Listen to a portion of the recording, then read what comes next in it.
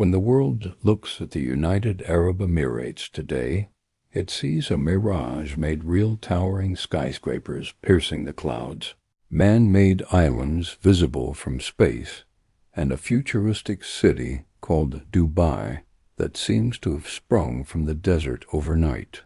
But this glittering facade hides a secret buried beneath the sand, a history stretching back 125,000 years to a time when the first modern humans paused here on their epic journey out of Africa.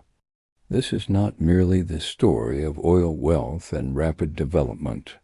It is the tale of an ancient crossroads where civilizations met, where Sumerians traded with Indus Valley merchants, where Portuguese cannons once boomed, and where pearl divers risked their lives in shark-infested waters.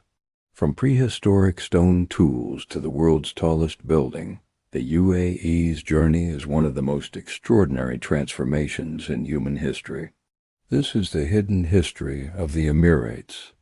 The story begins at Jebel Faya, a rocky escarpment in the Sharjah desert, where archaeologists made a stunning discovery in 2011. Buried deep within, the stone were primitive hand axes and scrapers, dated through thermoluminescence to an astonishing 125,000 years ago. These tools, resembling those used by early modern humans in East Africa, provide some of the earliest evidence of our species outside Africa. This discovery rewrites the timeline of human migration. For thousands of years, hunter-gatherers roamed this land, but by the Neolithic period, around 8,000 years ago, more permanent settlements emerged. On Marawah Island off Abu Dhabi, archaeologists uncovered collapsed stone structures from this era. They also found the Abu Dhabi pearl, the world's oldest known natural pearl, now displayed at the Louvre Abu Dhabi. These early Emirates were not isolated. They were part of a vast trading network. Evidence of this network includes pottery from Mesopotamia's Ubaid culture found scattered across the coast. The foundations of a trading nation were already being laid. By 3000 BCE, the territory of the UAE entered the Bronze Age as part of a civilization known to the Sumerians as Magan. This was a land rich in copper from the Hayar Mountains, a resource so valuable that it drew traders from across the ancient world. Ships sailed from the ports of the UAE to Mesopotamia, carrying copper ingots, while returning with textiles and grains. But the trade network extended even further east. Archaeologists have uncovered evidence of extensive contact with the Harappan culture of the Indus Valley in modern-day Pakistan and India. This was a globalized world connected by sea, and the UAE was at its center. The Bronze Age also saw the emergence of sophisticated cultures named after their archaeological sites. The Hafid period, 3200 to 2600 BCE, is known for its distinctive beehive-shaped tombs atop mountains like Jebel Hafid in Al Ain. The Al-Nar culture, 2600 to 2000 BCE, is famous for its circular communal tombs and advanced metallurgy. These people were not simple nomads. They were organized, prosperous, and connected to the great civilizations of antiquity. As the Bronze Age gave way to the Iron Age, 1200 to 300 BCE, the people of this land demonstrated remarkable ingenuity in the face of a harsh environment. The climate grew drier, and survival depended on mastering water. Their solution was the Falaj irrigation system, an engineering marvel that channeled underground water sources through gently sloping tunnels to surface oases. Some of the world's oldest known Falaj have been discovered around Al-Ain. This system was so effective that it continues to sustain agriculture today. These waterways enabled settled life to flourish in the interior, supporting fortified settlements and the cultivation of date palms. At Saruq Al-Hadid, in what is now Dubai, archaeologists uncovered a spectacular metallurgical center where iron and bronze were worked on an industrial scale. This was a place of fire and craftsmanship, producing weapons and tools that were traded across the region. The Iron Age inhabitants also built impressive fortifications, evidence of a society organized enough to undertake large-scale construction and defend its resources. They were masters of their environment, turning a harsh land into a home. By 300 BCE, a powerful kingdom emerged in the interior of what is now Sharjah, centered on the city of Mleiha. This was the late pre-Islamic period, a time when the influence of Alexander the Great's conquests rippled eastward, even if his armies never reached Arabia. At Mleiha, archaeologists have unearthed a vast city with sophisticated buildings, metallurgical workshops, and thousands of coins. Some of these coins bear the image of Heracles and the name Abial in Aramaic script, blending Greek artistic styles with local traditions. The discovery of 409 Hellenistic-era coins in a clay pot in 2021, weighing 9 kilograms, confirmed Mleiha's role as a wealthy trading hub. Funerary inscriptions from the mid-3rd century BCE refer to a kingdom called Uman, likely the Omana mentioned by the Greek writers Pliny and Strabo. For centuries, this kingdom controlled the trade routes linking the coast to the interior, until its mysterious abandonment around the 3rd century CE. The sands then reclaimed the city, preserving its secrets for 2 millennia. The arrival of Islam in the 7th century CE transformed the region forever. According to tradition, the Prophet Muhammad sent a letter to the rulers of Oman in 630 CE, inviting them to embrace the new faith. A group of local leaders traveled to Medina, converted, and returned to lead a successful uprising against the Sasanian Persians who dominated the coast. Following the Prophet's death, however, some tribes rebelled against the Caliphate in the Ridda Wars. The decisive Battle of Deba, in which an estimated 10,000 people perished, secured the region's place within the emerging Islamic world. Under Islamic rule, the ports of the UAE flourished once again. Julfar, near modern-day Ras Al Khaimah, became a bustling hub of the Indian Ocean trade, while Deba and Khor Fakkan linked Arabia to India, China, and East Africa. This was the era of the great Arab trading networks. These networks monopolized the flow of spices, silks, and precious goods between East and West. The sea was their highway, and the UAE's coastline was their gateway. The 16th century brought a new and dangerous player to the Gulf, the Portuguese.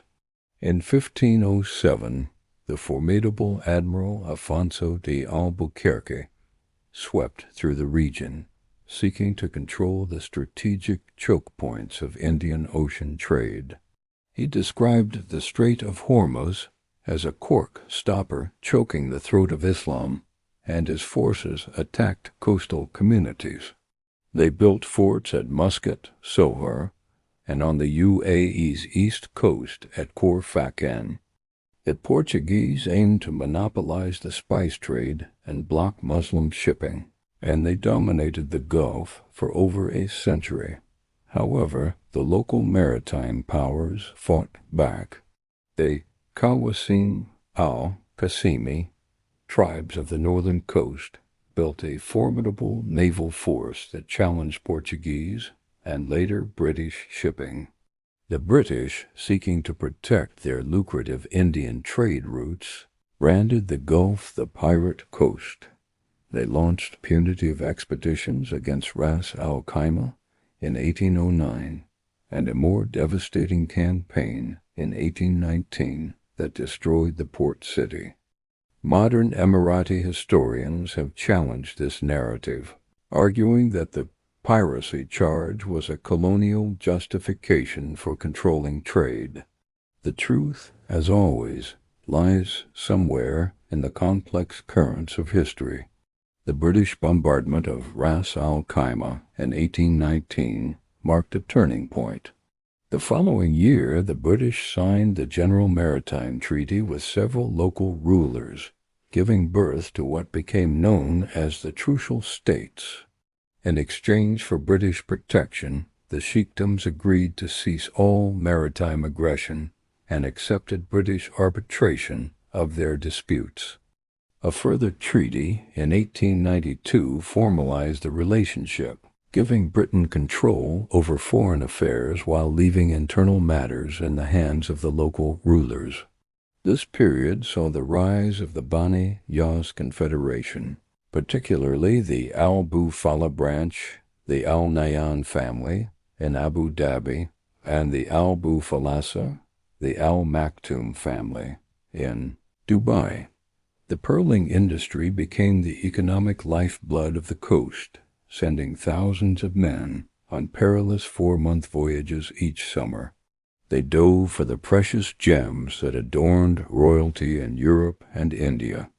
It was a harsh, dangerous existence, but it sustained the coastal communities for generations. The Great Depression and the Japanese development of cultured pearls delivered a devastating blow in the 1930s. Discovery of oil in the 1950s would shatter the old world forever. After years of exploration, commercial quantities were found in Abu Dhabi, and the first oil exports began in 1962. The revenue transformed Abu Dhabi from an impoverished sheikdom into a potential economic powerhouse. Sheikh Zayed bin Sultan Al Nahyan, who became ruler of Abu Dhabi in 1966, recognized that this newfound wealth was a trust to be used for the development of his people. He invested in healthcare, education, and infrastructure, laying the foundations for a modern state. Dubai, though more limited in oil reserves, also began its transformation under Sheikh Rashid bin Zayed Al Maktoum. They dredged its creek and built Port Rashid to become a regional trading hub. The oil brought not only wealth, but also a dramatic change in lifestyle. Bedouin tribes who had roamed the desert for centuries began to settle. Pearling boats were replaced by oil tankers. The quiet fishing villages were about to awaken. In 1968, Britain stunned the rulers of the Gulf by announcing its intention to withdraw from its protectorates by the end of 1971. This created a crisis. After nearly 150 years of British protection, how would these small sheikdoms survive in a dangerous neighborhood? On February 18, 1968, two men met in a tent in the desert between Abu Dhabi and Dubai. Sheikh Zayed of Abu Dhabi and Sheikh Rashid of Dubai agreed to join their emirates in a federation. They invited the other 5 Trucial rulers, along with Bahrain and Qatar, to discuss a broader union. After intense negotiations, 6 of the 7 Trucial states formally declared their independence as the United Arab Emirates on December 2, 1971. These 6 were Abu Dhabi, Dubai, Sharjah, Ajman, Al-Quain, and Fujairah. Ras Al Khaimah, initially holding out due to territorial disputes, joined the federation on February 10, 1972. Sheikh Zayed was elected as the first president, a position he would hold until his death in 2004. The tent in the desert had given birth to a nation. The early years of the Federation were a delicate balancing act. The 7 Emirates, each with its own ruler, traditions, and ambitions, had to learn to work together. The Constitution allocated powers between the federal government and the individual Emirates. Oil-rich Abu Dhabi and commercial hub Dubai played dominant but often competing roles. Sheikh Zayed's vision and personal prestige held the union together. He used Abu Dhabi's oil wealth to fund development across the poorer northern Emirates, building roads, schools, and hospitals. In 1981, the UAE joined with its neighbors to form the Gulf Cooperation Council, GCC.